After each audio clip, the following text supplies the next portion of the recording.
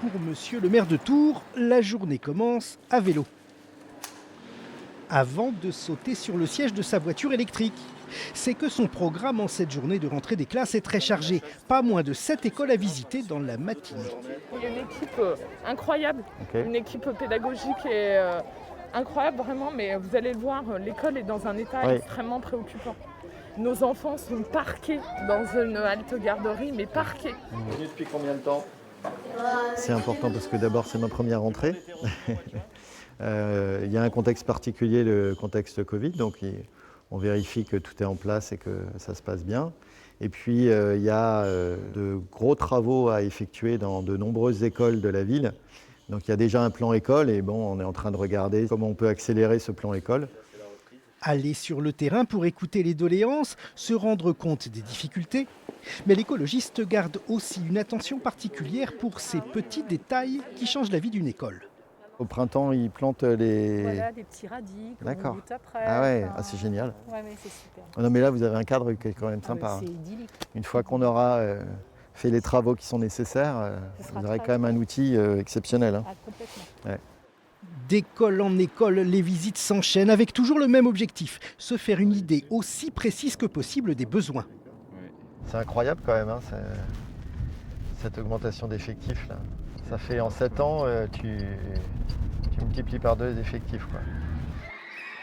Ces visites d'école, c'est aussi l'occasion d'aller à la rencontre des citoyens de demain. Pour gérer la ville, oui, c'est pas facile, mais bon, j'ai une équipe, tu vois. Là, il y a Franck qui est avec moi, qui s'occupe des questions d'éducation. Donc on est 55 élus autour du maire. Le maire, il n'est pas tout seul, il y a un conseil municipal. Comment ça se passe ? Est-ce que c'était bon ? Pour la pause déjeuner, la cantine, c'est pour tout le monde. Changement de registre en ce début d'après-midi. Une réunion très stratégique se tient au siège de la métropole pour évoquer la future 2e ligne du tramway. Et l'ambiance est au conciliabule, c'est qu'on se prépare à de délicates tractations avec les différents acteurs en présence. La séance se déroulera sans témoin.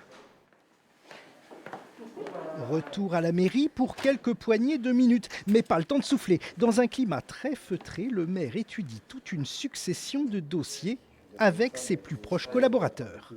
Je t'ai envoyé un mail avec des éléments de langage.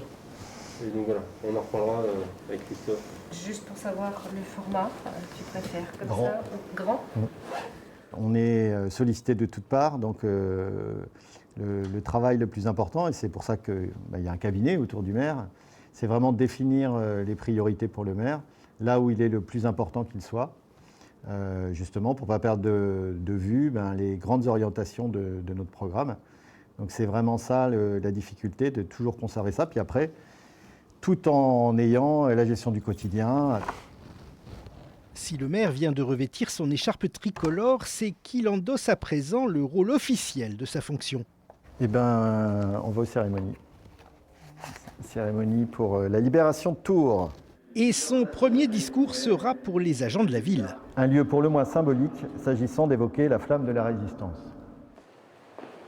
Pour finir la journée, direction Place Anatole France. Pour cette même cérémonie, version publique. Dernier briefing en chemin. Donc tu accueilles ce petit monde-là, mis en place. Et puis moi j'annonce l'allocution d'Emmanuel Denis, maire de Tours. Dossier sensible, discours, protocole officiel, les apprentissages de la fonction de premier magistrat ne manquent pas. Et le jeune maire de Tours sait que le temps est ce qui manque souvent le plus à l'élu de terrain. Un défi pour lui, comme ce fut le cas pour ses prédécesseurs.